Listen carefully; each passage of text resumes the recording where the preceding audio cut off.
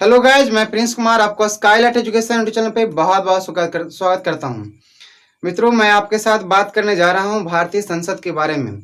मैंने इसके पहले एक छोटा सा वीडियो बनाया था जिसमें बताया था कि संसद का कौन कौन सा इकाई है, उनके सारे छोटे इकाई के बारे में भी बात किया था।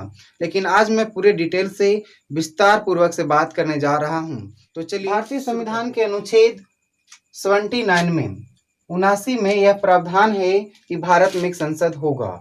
संविधान के का जो अनुच्छेद है 79, उसमें कहा गया है कि भारत में एक संसद होगा और भारत का जो संसद होगा वह राष्ट्रपति, राज्यसभा और लोकसभा से मिलकर के बना होगा। यानी कि भारत का जो संसद है वह तीन चीजों से मिलकर बनता है, तीन इकाई से मिलकर बनता है। वह राष्ट्रपति, राज्यसभा और लोकसभा से मिलकर के बना होता है। संसद का उद्घाटन जो है 1927 ईस्वी में हुआ था और सर्वप्रथम त्रिशंकु संसद जो है 1989 में बना था। 1989 में त्रिशंकु संसद का निर्माण हुआ था। इस संसद का जो वास्तुकार थे वह थे हर्बर्ट बेकर। हर्बर्ट बेकर जो थे संसद का वास्तुकार थे। ये चीजें थी संसद का गठन के बारे में। अब संसद के मैंने तीन इकाई आपको बताया, राष्ट्रपति, राज्यसभा और लोकसभा। राष्ट्रपति पर मैंने पहले से बहुत सारी वीडियो बना लिए हैं, अगर आप नहीं देखें तो हमारे प्लेलिस्ट में जाकर देख सकते हैं। आज हम आपके साथ बात करने जा रहे हैं राज्यसभा के बारे में। तो देखिए, भारतीय संविधान के अनुच्छेद 80 के अनुसार राज्यसभा का गठन किया जाता है। जो राज्यसभा होता है उसका गठन अनुच्छेद 80 के अनुसार होता है। अनुच्छेद 80 के अनुसार, आर्टिकल 80 के अनुसार किया जाता है। राज्यसभा को कई नाम से जानते हैं, जैसे कि उच्च सदन, द्वितीय सदन या स्थायी सदन भी कहते हैं। जो राज्यसभा है उसको हम लोग उच्च सदन कहते हैं, द्वितीय सदन के नाम से भी जानते हैं या स्थायी सदन के नाम से भी जानते हैं। अब हम लोग जाने कि राज्यसभा में कितने सदस्य हो सकते हैं। पहला चीज हमने बताया आपको कि राज्यसभा का गठन किसके अनुसार होता है, तो अनुच्छेद 80 के अनुसार राज्यसभा का गठन होता है। राज्यसभा को और कौन से नाम से जानते हैं, तो उन्हें जो है अस्थायी सदन से, द्वितीय सदन से के नाम से भी जाना जाता है। और अब हम बताएंगे आपको कि राज्यसभा में कितने सदस्य हो सकते हैं, मैक्सिमम सदस्यों की संख्या कितनी हो सकती है। तो मैक्सिमम जो सदस्य होते हैं उनकी संख्या 250 यानी कि 250 होता है। लेकिन अभी जो है वर्तमान में 245 हैं। 245 सदस्य वर्तमान में हैं, लेकिन हो सकते हैं कितना, तो हो सकते हैं 250, 250 हो सकते हैं, पर वर्तमान में 245 सदस्य हैं। जिसमें से ये 245 सदस्य अलग अलग तरीका से आते हैं। 233 सदस्य जो होते हैं वह निर्वाचित होते हैं, अलग अलग इकाइयों से निर्वाचित होकर के आते हैं। और 12 सदस्य जो होते हैं वो मनोनीत किया जाता है। अब इन लोगों का जो 233 सदस्य हुए, निर्वाचित किसके द्वारा किया जाता है, तो यह किया जाता है विधानमंडल के निर्वाचित सदस्यों के द्वारा। विधानमंडल के निर्वाचित सदस्य ही इन लोगों का चुनाव करते हैं। बाकी जो 12 लोग मनोनीत होते हैं वो लोग कला, साहित्य, विज्ञान और समाज सेवा के विशेषज्ञों को राष्ट्रपति के द्वारा मनोनीत किया था। 12 लोग को राष्ट्रपति मनोनीत करते हैं। कहाँ से करेंगे, ये अधिकार है, राष्ट्रपति को अधिकार है मनोनीत करने का लोकसभा और राज्यसभा में। तो राज्यसभा में 12 करते हैं। अब कौन कौन सा क्षेत्र है, तो वह क्षेत्र है कला से कर सकते हैं, साहित्य, विज्ञान, समाज सेवा के विशेषज्ञों को वो जो है मनोनीत कर सकते हैं। ये राष्ट्रपति मनोनीत करते हैं।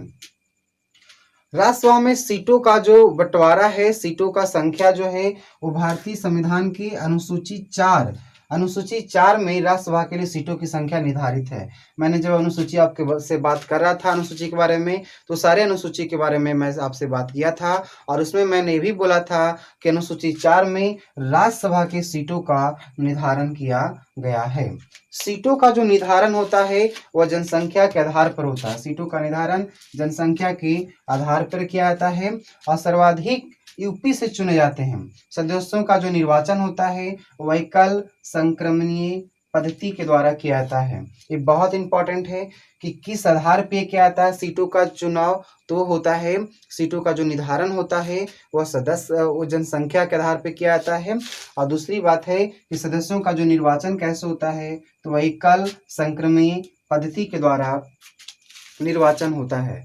यूपी में 31 सदस्य चुने जाते हैं, यूपी से 31 सदस्य और बिहार से 16 सदस्य जो हैं राज्यसभा में जाते हैं। सबसे ज़्यादा यूपी से जाते हैं।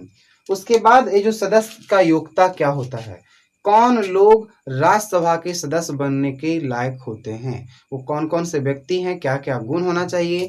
तो उसके लिए है, पहला है कि वह भारत का नागरिक हो। राज्यसभा का सदस्य वही बन सकता है जो भारत का नागरिक होगा। दूसरा है पागल या दिवालिया नहीं हो, मतलब मानसिक स्थिति से शारीरिक स्थिति से सही हो और लाभ के पद पर नहीं हो। ये लाभ का पद क्या होता है, इसका व्याख्या सर्वोच्च न्यायालय ने किया है। सर्वोच्च न्यायालय अपने व्याख्यान में लाभ के पद के बारे में बताया है। तो लाभ के पद पर नहीं हो और न्यूनतम आयु जो होना चाहिए 30 वर्ष होना चाहिए। तो ये 4 गुण हैं राज्यसभा के सदस्य होने के लिए। 30 वर्ष होना चाहिए, भारत के नागरिक होना चाहिए और लाभ के पद पे नहीं होना चाहिए। लाभ का पद क्या होता है, इसकी व्याख्या सर्वोच्च न्यायालय अपने व्याख्या में किया है। उसके बाद है कार्यकाल। राज्यसभा के जो सदस्य होते हैं उनके कार्यकाल कितने वर्ष का होता है, तो उनका जो कार्यकाल होता है वह 6 वर्ष का होता है। तो लिखा है मैंने, सदस्यों का कार्यकाल 6 वर्ष का होता है। लेकिन यदि सदस्य बिना सूचना के 60 दिन तक लगातार अनुपस्थित होते हैं तो सभापति को उनकी सदस्यता समाप्त करने का अधिकार होता है। अगर कोई राज्यसभा का सदस्य है, बिना किसी सूचना के वह 60 दिन तक अनुपस्थित है, तो वैसे स्थिति में जो राज्यसभा के सभापति हैं उनको यह अधिकार होता है कि उसकी सदस्यता समाप्त कर सकें। लेकिन अगर कोई जो है उसका सदस्य त्यागपत्र देना चाहता है तो वह त्यागपत्र दे सकता है सभापति को। सदस्य अपना त्यागपत्र सभापति को देता है। और आपको ये भी बता दें कि हर 2 वर्ष के बाद सदस्य 1/3 सदस्य जो होते हैं वह सेवानिवृत्त होते हैं, जो कि भारतीय संविधान के अनुच्छेद 83 के यानी 1 में कहा गया है। और इसीलिए कहा जाता है कि भारत जो राज्यसभा है वह स्थायी है, वो भंग नहीं होता है, वो स्थिर होता है, क्योंकि हमेशा 2 साल के बाद 1/3 सदस्य यहाँ से सेवानिवृत्त हो जाते हैं और उनके जगह पे नए सदस्य आ जाते हैं। ये जो प्रावधान किया गया है भारतीय संविधान के अनुच्छेद 83 में। अगला है अधिवेशन। तो कितने अधिवेशन हो सकते हैं, तो राज्यसभा का 1 वर्ष में कम से कम 2 बैठक होना बहुत जरूरी है। राज्यसभा का जो अधिवेशन होगा, जो बैठक होगा, वह कम से कम 2 बैठक 1 साल में होना जरूरी है।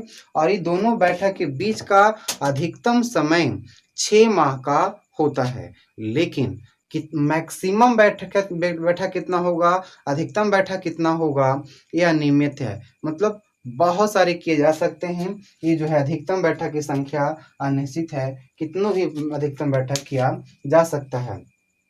तो मित्रों, मैं और राज्यसभा के बारे में जानकारी आपको दूंगा दूसरे वीडियो में। तब तक ये सारी चीज़ों को आप याद करिए और समझिए। अगर आपको कोई प्रॉब्लम होता है तो आप हमें कमेंट करिए, हम आपको जवाब देने के लिए हमेशा तत्पर रहेंगे। तो आपको ये वीडियो बहुत ही अच्छे लगेंगे, मुझे यही तो उम्मीद है आपसे। तो आपको इस वीडियो को देखने के लिए बहुत बहुत धन्यवाद।